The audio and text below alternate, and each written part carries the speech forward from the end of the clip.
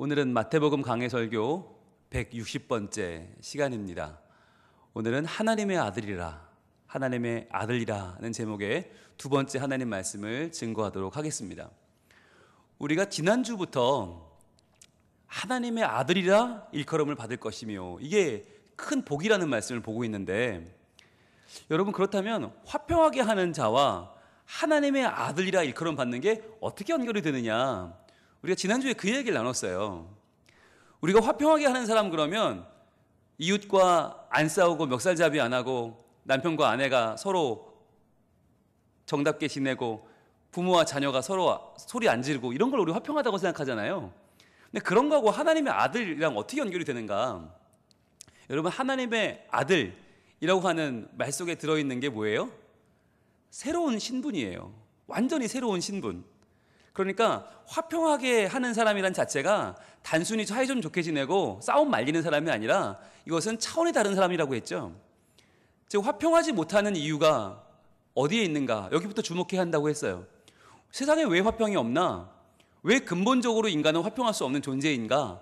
바로 이 화평이라는 문제가 이 땅의 문제가 아니라 하나님과 연결되어 있는 문제, 하늘과 연결된 문제이기 때문에 인간 사이에는 화평이 없을 수밖에 없다. 인간의 현실이 그렇다는 말씀을 나눴어요. 그러면서 인간이 과연 에덴 동산에서부터 잃어버린 게 뭔가, 세 가지를 이야기 나눴는데, 한번 보여주시죠. 세 가지를 잃어버렸는데, 무엇을 잃어버렸냐면, 그것이 바로 첫 번째, 하나님께로 가는 길을 잃어버렸다. 에덴 동산에서 하나님과의 관계가 단절된 뒤에 인간은 하나님께로 가는 길을 잃어버려서 이제 우리끼리 이 세상에서 방황하는 인생이 되었다고 했죠. 하나님께로 갈 길을 잃어버렸어요. 그리고 두 번째, 창조주를 아는 지식을 잃어버렸다. 하나님을 아는 지식이 없으니까 하나님을 깨닫지 못하고 우리 수준에서 모든 걸 판단해버린다고 했죠. 선악을 아는 열매를 따먹은 뒤로 인간은 선악을 판단하는 기준이 우리 자신이 되었다고 했어요. 그래서 하나님의 지식에서 선악을 판단하는 게 아니라, 과연 하나님이 기뻐하시냐, 하나님이 이거 싫어하시냐가 아니라, 내가 좋으냐, 내가 싫으냐, 나에게 유익이 되느냐, 나에게 손해가 되느냐로 모든 선악을 판단하기 시작했다. 그래서 우리는 하나님을 아는 지식, 창조주를 아는 지식을 잃어버린 버림받은 피조물이 되었다라고 했습니다. 그러면서 또 잃어버린 건 영적 생명이라고 그랬죠. 선악을 알게 하는 열매, 이거 먹으면 반드시 죽는다 하셨는데 먹었잖아요. 그러니까 우리 인간은 이미 죽은 존재이다. 이미 죽었다고 했어요. 숨쉬고 있고 말하고 있지만, 그러나 우리는 죽음을 향해 달려가는 존재, 결국은 죽을 수밖에 없는 존재인 우리들. 그래서 길을 잃었고 지식을 잃었고 생명을 잃어버린 우리, 그렇게 불화할 수밖에 없는 운명을 타고난 우리, 결코 화평할 수 없는, 즉 하나님께로 갈 수도 없고 그분을 알지도 못하고 그분 안에 생명을 누리지도 못하는 인간은 결국 모든 것을 파괴할 수밖에 없고 저주 가운데, 흑암 가운데 거할 수밖에 없는, 이제는 분열된 존재, 어그러진 존재가 되었다고 했어요. 자, 그런데 이것을 극복해내는 길과 이 지식과 생명을 이제 잃어버린 것을 다시 찾게 하는 그분이 오셨다고 그랬죠. 하나님의 계획이 실현되었다고 했어요. 그것이 바로 예수 그리스도였습니다. 보여주시죠. 그래서 예수님은 그 유명한 요한복음 14장 6절에서 나는 길이다, 내가 진리다, 내가 생명이다 말씀하시죠. 자, 너희가 잃어버린 그 길, 하나님께로 가는 그 길이 나고, 너희가 잃어버린 진리, 하나님의 창조주 그분을 아는 지식이 나고, 그리고 너희가 잃어버린 생명, 영적인 생명을 잃고 살아가는 너희에게 줄 진짜 생명이 나다 라고 말씀하셨다고 했어요.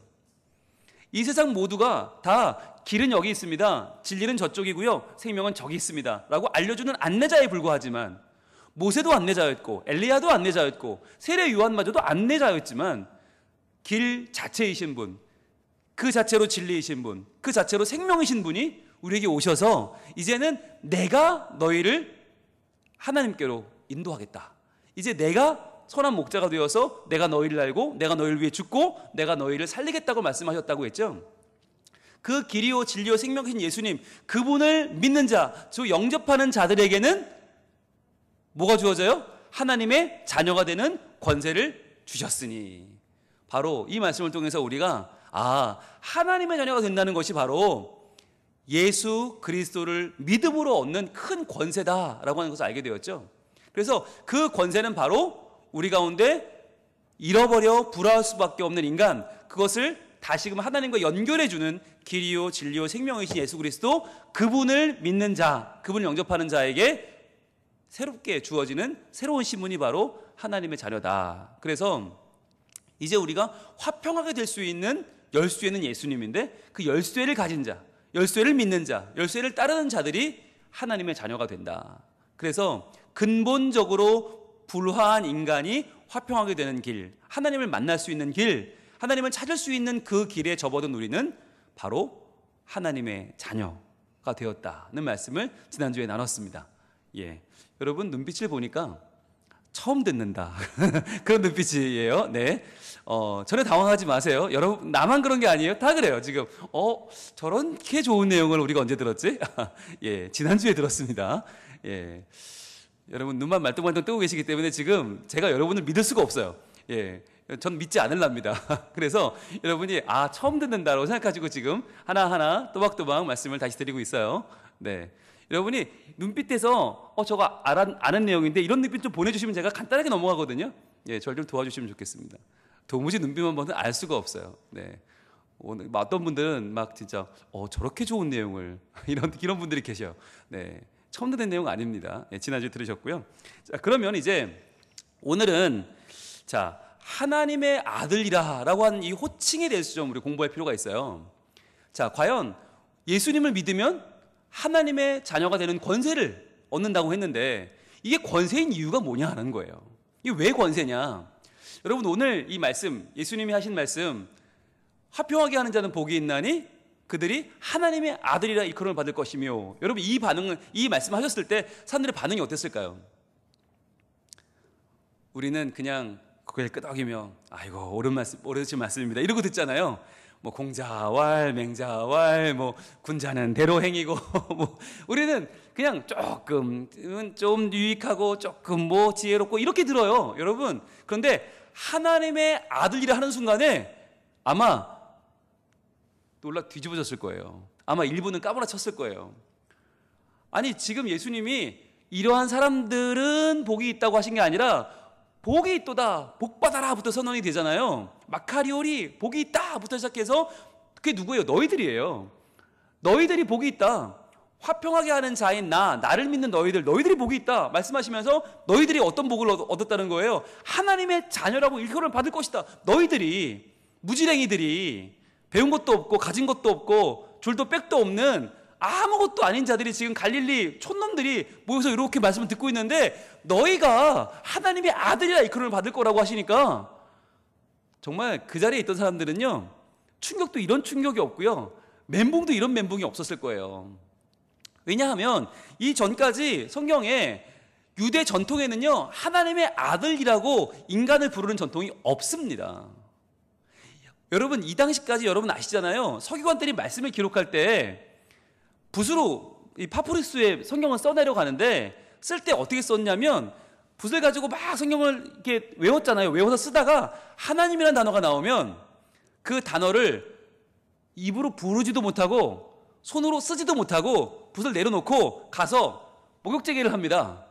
그 당시 물이 좀 흔하기를 해요. 비누가 있어요, 샴푸가 있어요, 린스가 있어요, 컨디셔너가 있어요, 뭐 클렌징이 있어요. 아무것도 없는데 가서 물로 깨끗이 몇 번을 씻고 와서 그 한 글자 쓰는 거예요. 하나님이 가라사대. 그리고는 또 쓰다가 하나님 금방 나오잖아요. 그러면 또 놓고 가서 또 씻는 거예요. 하루 종일. 그리고 와서 또 한 글자, 하나님 한 글자 쓰고 이렇게 썼다니까요.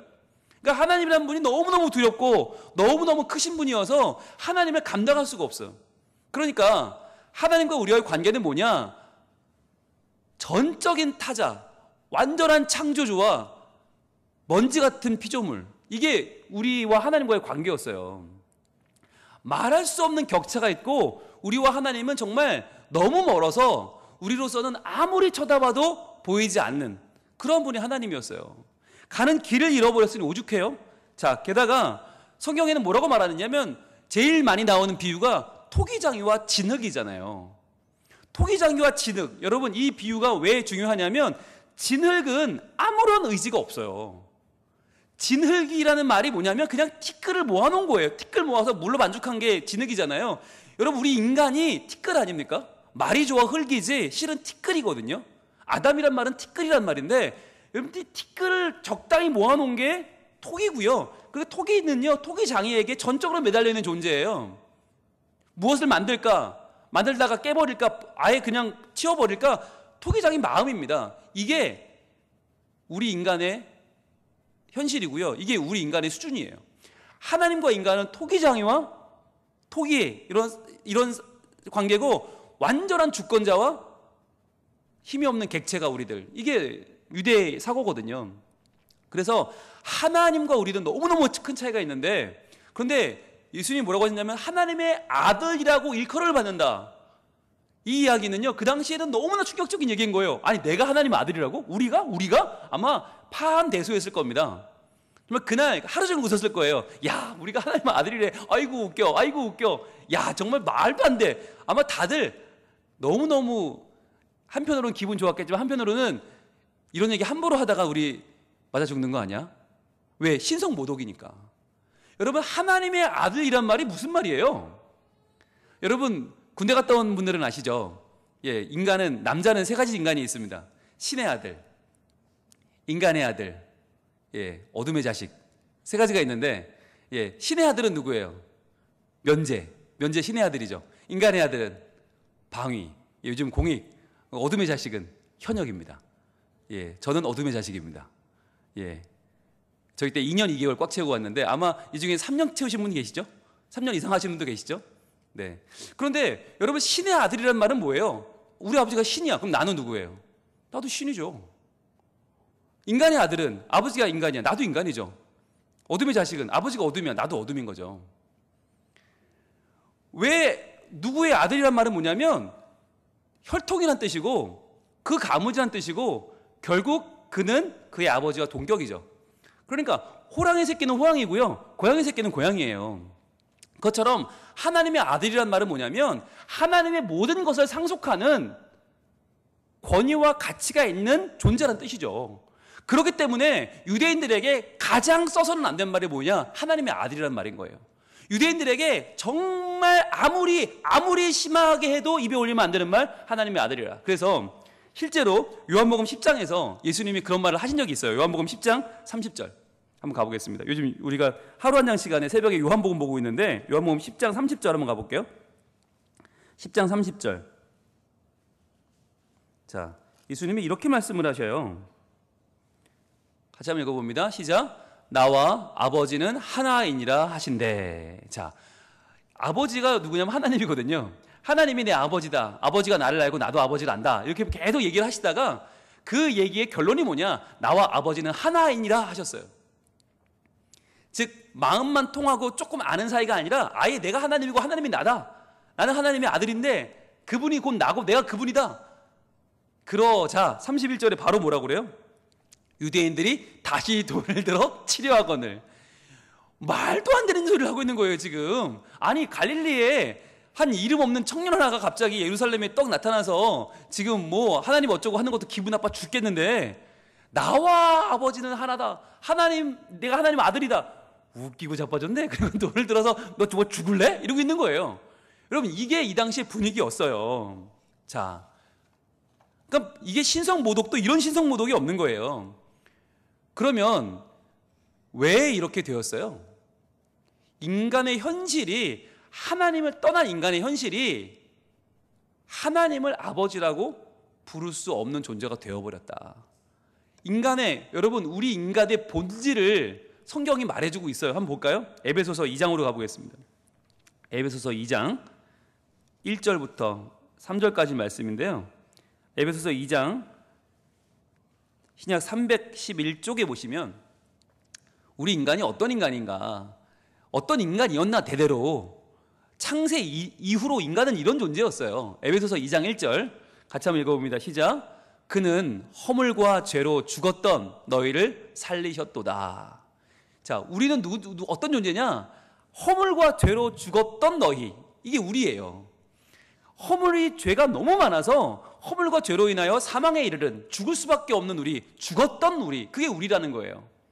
그러니까 하나님의 아들은 정말 상상도 못하고요, 꿈도 못 꾸고요, 우리는 허물과 죄로 죽은 사람이 난 거예요. 2절에는 이것을 이렇게 또 표현해주고 있습니다. 2절에 그때에 너희는 그 가운데서 행하여, 자, 그 가운데서라는 말이 뭐예요? 허물과 죄 가운데서 행했단 말이죠. 이 세상 풍조를 따르고 이 세상의 흐름을 따라 살았는데 어떻게 살았냐? 공중의 권세 잡은 자를 따랐으니, 바로 사단의 세력, 세상의 돈과 명예를 따라 살았어요. 곧 지금 불순종의 아들들 가운데서 역사하는 영이라. 자, 불순종의 아들들 분홍색으로 표시해 보세요. 불순종의 아들들, 이게 우리예요. 실제로 우리가 누구냐? 허물과 죄로 죽은 사람이고 우리가 불순종의 아들들이에요. 그러니까 우리가 하나님의 아들은커녕 고사하고 우리는 차라리 불순종의 아들이라고 말하면 더 어울릴 만한 존재다라고 하는 것이죠. 그럼 불순종의 아들은 또 어떤 아들이냐? 3절에 나와 있어요. 전에는 우리도 다 그 가운데서 우리 육체의 욕심을 따라 지내며 육체와 마음에 원하는 것을 하여 다른 이들과 같이 본질상 진노의 자녀였더니, 자, 분홍색으로 본질상 진노의 자녀였더니 표시해 보세요. 그러니까 우리는 불순종의 아들들 또는 진노의 자녀였다는 거예요. 우리 아버지가 누구냐? 그러면 불순종이고요. 우리 어머니가 누구냐? 진노라는 거예요. 진노. 불순종과 진노의 자녀라고 하면 딱 좋은 게 우리 인간이다. 우리의 현 주소라는 거예요. 여러분, 이러한 인간이 어떻게 감히 하나님을 입에 올리며 하나님의 아들이라고 할 수가 있겠어요? 말도 안 되는 거죠. 여러분, 그런데 그러면 인간은 그렇게 살다 죽어야 됩니까? 우리는 그냥 이게 우리의 운명입니까? 예, 운명이었어요. 그런데 오늘 말씀에는 뭐라고 하는가? 전에는 이라고 하죠. 전에는. 이게 중요한 거예요. 여러분, 동그라미 한번 쳐보세요. 전에는. 이 베드로전서 2장 3절에 전에는 우리도 다 그 가운데서, 전에는. 자, 전에는이 뭐예요? 전에는이 지금은 아니라는 거예요. 전에는 그랬어요. 자, 2절에는 뭐라고 했어요? 그때라고 했죠. 그때의 동그라미 해보세요. 그때에는 불순종의 아들들이었고 전에는 진노의 자녀였어요. 그런데 지금은 어떻다는 거예요? 이때는 어떻다는 거예요? 우리가 하나님의 아들이 되었어요. 어떻게? 이게 중요한 거 아닙니까? 어떻게 우리가 그러면 그때는 불순종의 아들이었고 전에는 진노의 자녀였는데 어떻게 부모님이 바뀐 겁니까? 어떻게 바뀐 거예요? 바로 우리가 그렇게 오래 공부했던 화평하게 하는 자이신 예수님이 오신 거죠. 화평하게 하는 유일한 하나님의 아들이신 그분이 이 땅에 오셔서 그분이 진노의 자녀였던 우리들, 불순종의 아들들이었던 우리를 신분 세탁을 해주신 거예요. 그래서 더 이상 불순종의 편에 서지 않고 더 이상 진노받을 자 편에 서 있지 않도록 우리를 잡아서 우리를 사망에서 생명으로 옮기셨죠. 예수님이 우리에게 하신 가장 큰 일이 뭐냐면 바로 사망에서 생명으로 옮기셨다. 이제 우리의 부모를 바꿔준 거예요. 우리의 신분을 전혀 바꿔주신 거예요. 여러분, 그런데 이 놀라운 일은 어디서 완성이 되었는가? 바로 십자가입니다. 예수님이 십자가에서 죽으실 때 하나님의 아들, 누가 봐도 하나님의 아들일 수밖에 없는 그 메시아, 죽은 사람 살리고 병 고쳐주고 우리의 모든 소망과 우리의 모든 미래를 밝게 보여주시던 그 예수님께서 누가 봐도 능력자인데, 누가 봐도 그 당시에 초능력자 아닙니까? 그 초능력자가 로마 군병도 때려 눕히고 빌라도도 허리를 접어버리고 대제사장, 서기관, 잘난 체 하는 종교 지도자들 다 깡그리 없애버리고 왕위에 오르면 딱 좋을 만한 그분이 십자가에서 죽었단 말이에요. 그렇게 자기를 내어주시고 십자가의 죽으심으로 말미암아 모든 이들의 죄와 허물을 다 사하시고 본질상 진노의 자녀였던 우리를 살리시고 불순종의 아들들인 우리를 살리시는 그 장면이 실은 바로 그 십자가의 죽음이 하나님과 인간이 온전히 화평을 누리게 되는 자리가 되었고, 그 십자가를 통해서 모든 잃어버린 자녀들이 돌아오는, 즉 수평과 수직의 모든 관계가 회복되는 온전한 자리가 십자가였던 거죠. 그래서 여러분, 우리가 주목해서 봐야 되는 고백이 하나 있는데 마가복음 15장으로 가보겠습니다. 마가복음 15장 39절, 여기에는 아주 의미 있는 하나의 이 고백이 나와요. 마가복음 15장 39절. 이 고백은요, 예수 믿는 사람의 고백이 아니에요. 이것은 성경을 아는 사람, 이것은 선지자나 이것은 예수님을 믿는 사람의 고백이 아니에요. 전혀 믿지 않던 사람이 이렇게 고백을 합니다. 마가복음 15장 39절, 같이 읽습니다. 시작. 예수를 향하여 섰던 백부장이 그렇게 숨지심을 보고 이르되 이 사람은 진실로 하나님의 아들이었도다 하더라. 자, 백부장은 하나님을 믿지도 않고, 이 백부장은 아마 로마 사람이거나 아니면 이방인이죠. 유대인 아니에요. 이방인인데 그 백부장, 100명의 로마인 군대를 이끄는 적어도 로마인이거나 이방인인 이 사람이 뭐라고 고백을 하냐면, 야, 이 사람은 진실로 하나님의 아들이었도다. 정말 이러한 사람, 야, 하나님의 아들은 있다면 이런 사람이구나. 그런데 이걸 언제 고백했다는 거예요? 그렇게 숨지심을 보고예요. 노란색을 들고 표시합니다. 그렇게 숨지심을 보고 이르되, 이분이 예수님이 병 고치는 걸 보고 말하는 게 아니고요, 예수님이 기적을 행하거나 예수님이 죽은 사람 살리는 걸 보고 말하는 게 아니에요. 이게 내가 보기에 아우 대단해, 이게 아니라 숨지심을 보고, 그렇게 능력 있는 분이, 죽은 사람을 살려낼 수 있는 분이 아무런 저항을 하지 않고 아무런 천둥 번개나 그 밖에 어떤 힘을 동원하지 않고 자기를 내어주시며 십자가에 죽어 다른 사람과 하나님의 관계를 화평하게 하시는 그 모습을 보고, 온전한 화평이 임하는 것을 보고 고백하기를, 야, 이 사람은 진실로 하나님의 아들이었도다 라고 고백한 거죠.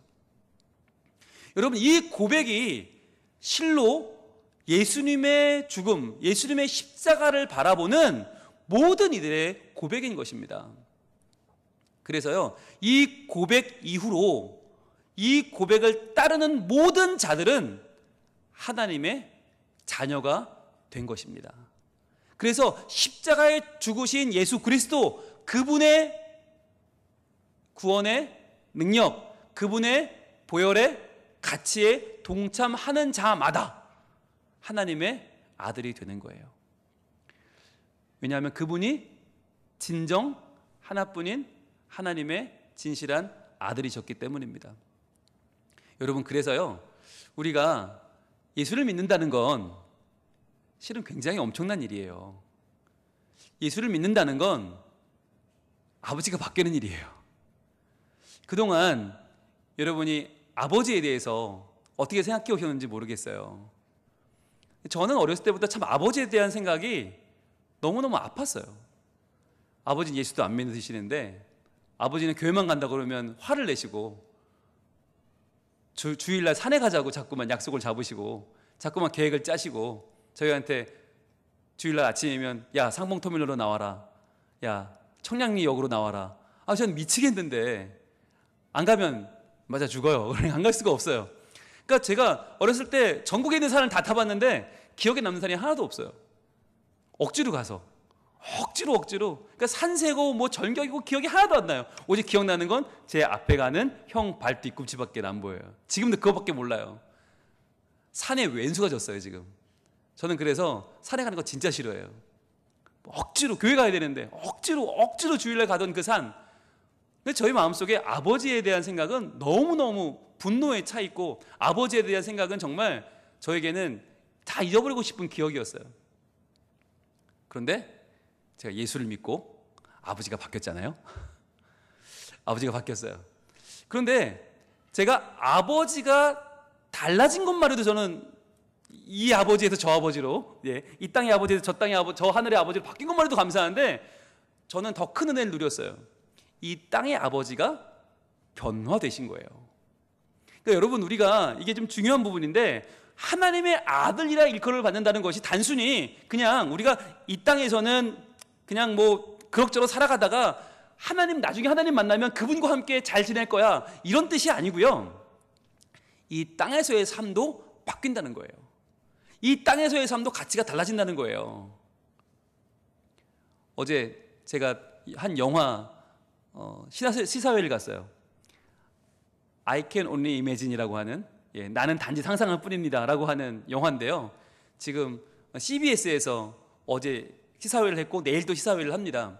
곧 개봉을 할 텐데, 이 I can only imagine이라는 노래는 미국에서 전미 흥행 1위를 했던 아주 복음성가, 유명한 복음성가인데, 그걸 만든 그 싱어송라이터의 이야기예요. 그 삶의 이야기를 담은 영화인데, 이 주인공이 아버지의 탄압과 폭력 속에 자랐어요.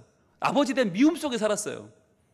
그런데 아버지가 병에 걸려 암에 걸려서 죽게 되고 그 죽어가는 아버지를 하나님의 사랑으로 용서하면서 그 아버지도 이 아들을 통해서 하나님을 알게 돼요.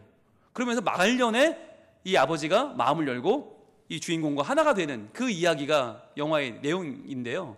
그걸 보면서 어제 너무나 뭉클하고 너무나 가슴이 정말 터질 것 같았는데 정작 당사자인 저는 안 우는데 옆에서 제 아내가 막 울더라고요. 네, 저희 아버님 생각이 났는지 저희 아내가 딸처럼 그 말년을 함께 했었는데 딸 없는 저희 아버지가 며느리 덕분을 많이 보셨는데 정말 어제 많이 생각났어요. 저희 아버지가. 그러면서 저는 그 영화를 통해서 그렇구나. 내가 지금까지는 저는 하나님 아버지를 만난 것만 복인 줄 알았어요. 그래서 나중에 천국 가면 하나님 아버지 뵙겠지. 그렇게 하나님의 아들이란 말을 이해해 왔어요. 그런데 하나님은 나중에 언젠가 그 나라에서 천국에서 우리가 모르는 그때만이 아니라 하나님은 이 땅에서부터 우리가 화평하게 하는 자이신 예수님을 믿고 그분을 온전히 의지할 때 이 땅에서의 삶도 바꿔주시더라. 그래서 저는 이 땅에서의 아버지가 변화되었어요. 그래서 말년에 그렇게 교회 다니는 걸 싫어하고 핍박하던 아버지가 말년에 제 설교 말씀을 듣기 시작하면서 제가 드리는 이 하루 한 장 USB를 들으시고 제가 링크 걸어드리는 설교를 들으시다가 CBS를 들으시다가 극동방송을 들으시다가 다른 목사님 설교를 또 듣게 되고 그러면서 그 교회에 나가게 되고 거기서 세례를 받으시고 거기서 교인이 되시고 그렇게 마지막에는 정말 하나님을 영접하고 하나님의 은혜 가운데 천국을 가셨거든요. 저는 그 가운데 한 가지 확신이 들었어요. 진짜 하나님은 우리의 삶을 누구보다도 잘 아시고 분명히 개입하시고 분명히 도우시는구나. 저는 어렸을 때 교회에서 믿지 않는 가족들을 위해 기도하라 그러면 항상 아버지 위해 기도했었거든요. 근데 그러면서도 마음속에 확신이 없는 거예요. 왜냐하면 초등학교 1학년 때부터 기도했는데 한 2, 3년 전까지 아버지 안 믿으셨으니까 몇 년이에요 대체? 한 40년 넘게 기도했잖아요. 40년을 기도하면 강산이 4번 바뀌었는데 그때까지 안 믿으면 안 믿는 거 아니에요? 게다가 저희 아버지는 누가 제일 잘 알아요? 제가 제일 잘 알지. 제가 제일 많이 맞아봤는데 맞아보고 혼나보고 당해봤는데 내가 제일 잘 알죠. 그러니까 피해자 입장에서는 저 양반은 절대 예수 안 믿어. 그러니까 기도를 하면서도 피식피식 웃음이 나는 거예요. 하나님 되게 웃긴다. 이런 기도를 왜 하게 하지? 40년을 기도하면 저는 확신이 없었어요. 아니 확신이 있었죠. 저분은 안 믿는다. 끝까지 안 믿을 거다. 저렇게 안 믿다가 지옥을 가라 차라리. 이런 마음을 가지고 40년을 기도했는데 그분이 마음이 바뀌고 하나님의 자녀가 되고 천국을 소망하게 되고 그 천국을 가시는 걸 보면서 진짜 우리가 화평하게 하시는 예수 그리스도 그분을 의지하고 그분 편에 설 때 진짜 우리가 하나님의 아들이라 일컬음을 받는 사람들, 진짜 하나님의 자녀로 이 땅에서부터 하나님을 확신하게 되고 하나님의 살아계심을 경험하게 되고 이 땅에서부터 하나님의 도우시는 손길 가운데 살 수 있게 되겠구나 라는 것을 저는 확신하게 되었어요. 그래서 여러분 혹시나 이 자리에 계신 분 가운데에서 목사님 저도 몇 년간 기도해오고 있는 제목이 있는데 이게 안 되네요. 참 안 돌아오네요. 하나님 내 남편이 안 돌아오네요. 내 자녀가 믿음이 안 생기네요. 또는 내 아버지가, 내 어머니가, 내 아내가, 내 이웃이, 내 친지가 도무지 그 마음이 열리지 않네요. 이런 분이 계시다면 여러분 저는 도전하고 싶어요. 하나님이 분명히 살아계시고 그분이 화평하게 하시는 예수 그리스도를 통해서 분명히 그분의 마음을 만지실 것입니다. 분명히 하나님이 개입하셔서 하나님이 그 마음을 화평하게 하시고 그 마음을 변화시키시고 우리가 천국에 가서야 비로소가 아니라 이 땅에서 하나님의 아들이라. 내가 하나님의 자녀로구나. 하나님 반드시 계시는구나. 그분이 나를 통해 역사하시는구나. 그분이 나를 도우시는구나 라고 하는 것을 분명히 우리가 경험하게 될 줄로 믿습니다. 여러분 기대하십시오. 성경은 약속입니다. 성경은 이야기책이 아닙니다. 확실한 약속입니다. 화평하게 하는 자, 예수 그리스도, 그분을 믿고 따르는 자, 화평하게 하는 자들은 복이 있다. 그들이 하나님의 아들이라고 일컬음 받을 것이다. 누가 봐도 저분은 하나님의 아들이구나, 하나님이 도우시는구나, 십자가에 죽으신 예수 그리스도, 그분을 바라보며 진실로 하나님의 아들이었도다 외친 것처럼 그분을 믿음으로 따르고 기도하며 하나님을 확신하고 믿고 따르는 우리에게 세상은 말할 것입니다. 저분은 진짜 하나님의 아들이구나. 저분이 믿고 기도하는 것은 반드시 하나님이 들으시는구나. 하나님이 응답하시겠구나. 하나님이 분명히 변화시키시겠구나 라고 세상은 우리를 보게 될 것입니다. 여러분, 이 시간에 우리 마음에 그 소망을 가지고 기도하는 마음으로 찬양하면 좋겠습니다. 힘들고 지쳐 낙마하고 넘어지고 계십니까? 도무지 이 기도 제목은 응답되지 않을 것 같습니까? 도무지 그 사람 마음은 열리지 않을 것 같습니까? 도무지 내 힘으로는 화평하게 할 자신이 없습니까? 도무지 하나님과 불화하고 가족과 불화하고 세상과도 불화하고 교회와도 불화하는 저 사람의 마음을 어찌할 수 없을 것 같습니까? 아니요. 끝내 예수님의 십자가의 보혈은 그 한 생명을 변화시키고 하나님께로 돌아오게 하고 우리가 진짜 하나님의 자녀라고 하는 것을 세상에 보여주는 증거가 될 것입니다. 너는 내 아들이라. 오늘날 내가 너를 낳았도다. 포기하지 마라. 끝까지 믿음으로 걸어가라. 내가 너에게 복을 주고 내가 너에게 응답하고 내가 너에게 함께 하겠다. 우리 주님, 우리 삶에 다가오고 계십니다. 찬양하겠습니다.